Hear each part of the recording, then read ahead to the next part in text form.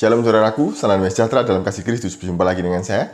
Di Tuli kita akan belajar berapologetika bersama-sama di channel ini. Yesus menikah dan usia istrinya masih di bawah umur. Itu yang disampaikan oleh Ustadz Kainama dalam sebuah kajian bersama dengan orang-orang yang saya tidak tahu mereka.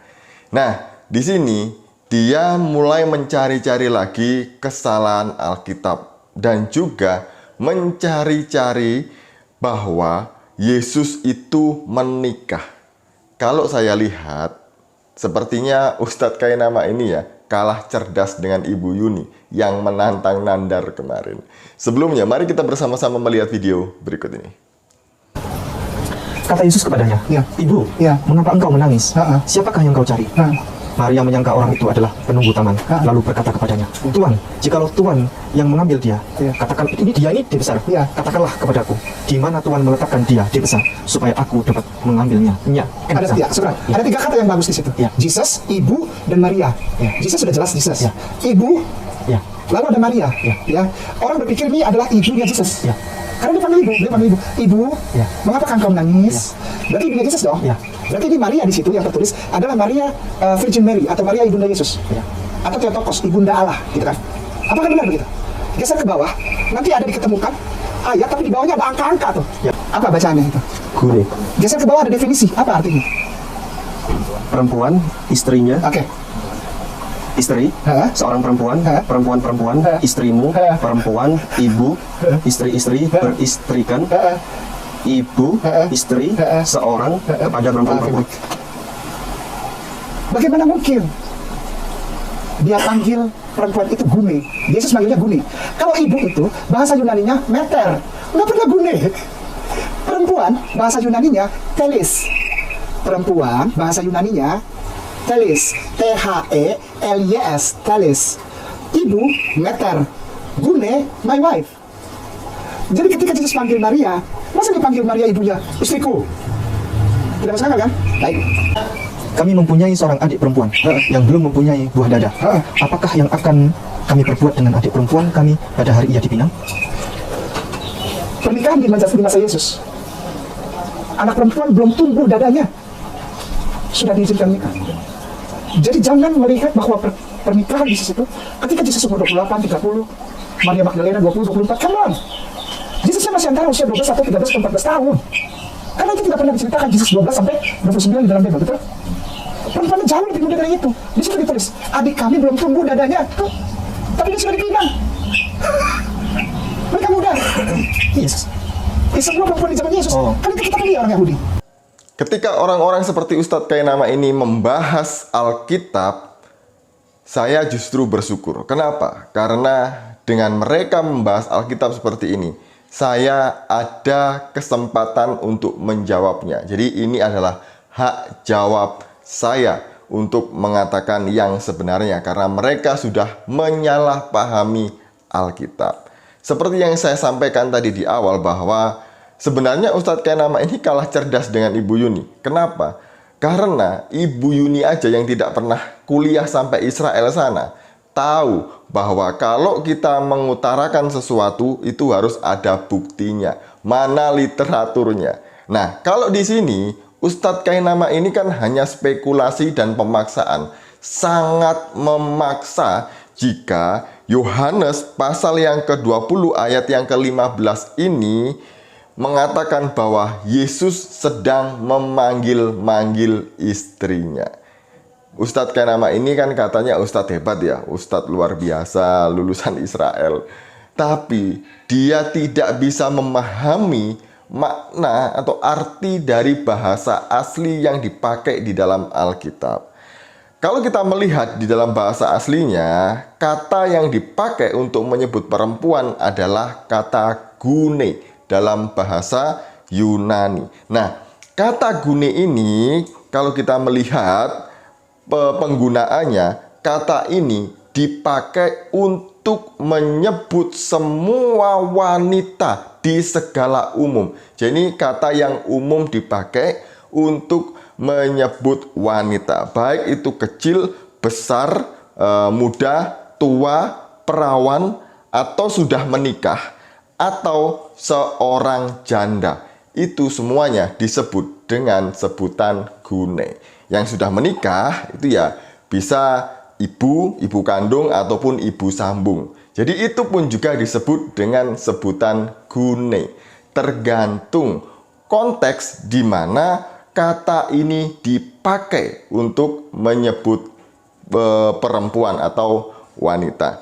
Kalau kita melihat di Matius 9 ayat yang ke-20, di sini kata gune dipakai untuk menyebut seorang perempuan yang sakit pendarahan. Ini adalah perempuan yang sudah dewasa yang sakit pendarahan. Disebut dengan apa? Gune. Kemudian di Matius 27 ayat 55 sampai 56. Kata gune dipakai untuk menyebut perempuan-perempuan. Berarti lebih dari satu perempuan atau banyak perempuan. Siapakah perempuan itu?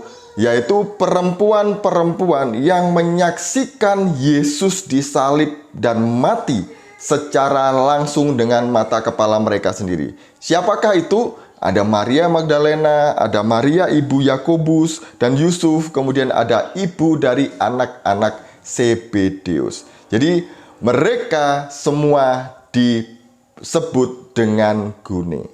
Kata gune juga dipakai untuk menyebut istri, karena istri adalah seorang perempuan. Terkecuali jika istrinya adalah laki-laki, maka tidak disebut gune, karena dia tidak termasuk perempuan. Nah, di mana kata gune ini dipakai untuk menyebut seorang istri ada di dalam 1 Korintus pasal yang ke-7 ayat yang 10, kemudian di dalam Efesus pasal yang ke-5 ayat 22. Kata gune di situ dipakai untuk menyebut istri.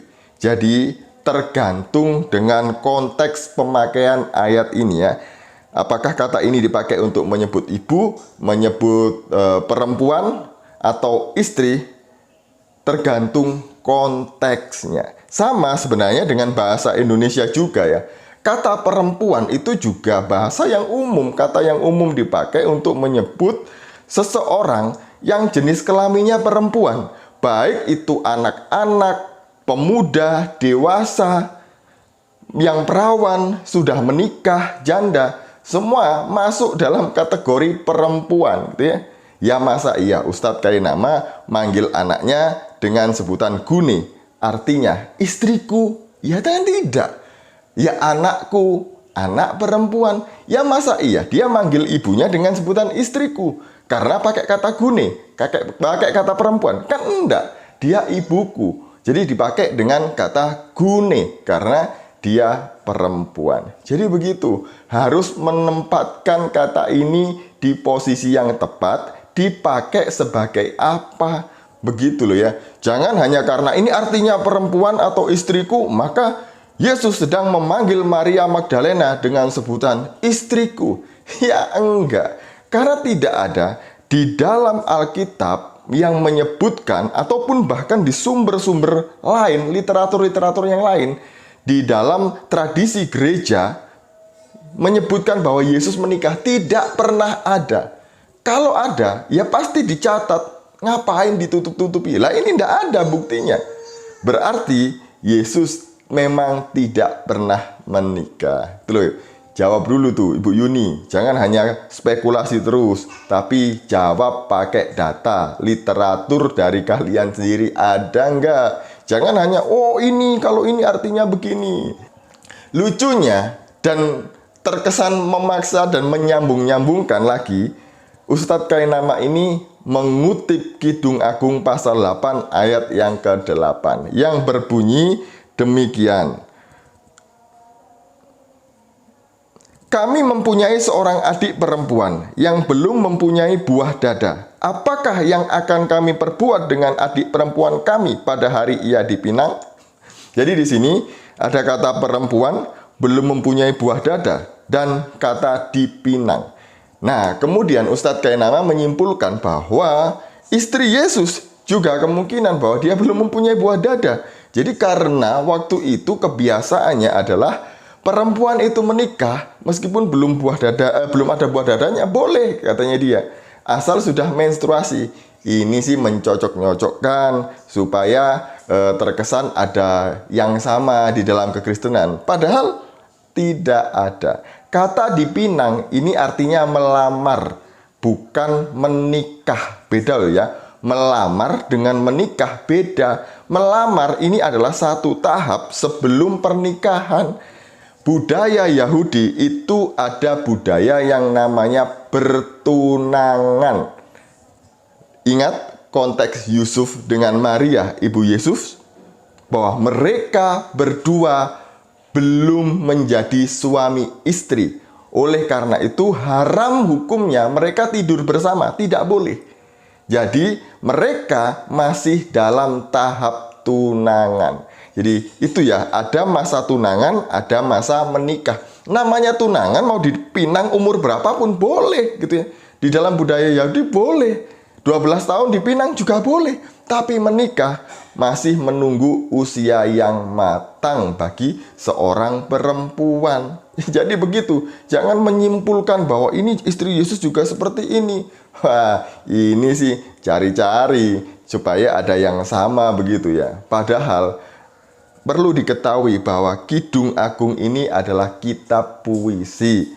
Jadi ini adalah sanjungan seorang mempelai kepada mempelainya gitu ya. Dan khusus di ayat yang ke-8 ini dia berbicara mengenai seorang adik perempuannya.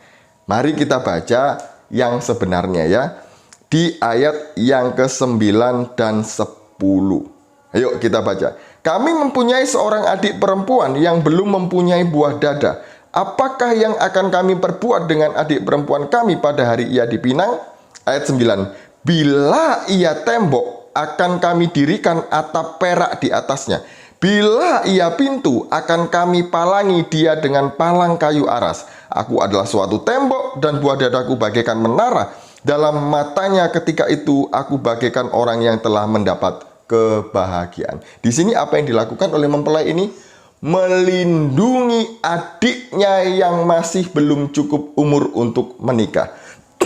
Ingat ya, konteksnya ini baru dipinang atau baru tunangan, baru dilamar. Jadi orang yang dilamar belum boleh dicampuri sampai usia dia matang, boleh dinikahi. Sini ya, maka oleh karena itu mempelainya melindungi dia, mati-matian melindungi dia, adiknya ini tadi. Sekian dari saya, semoga ini memberkati kita semuanya. Shalom, salam waras, Tuhan Yesus memberkati.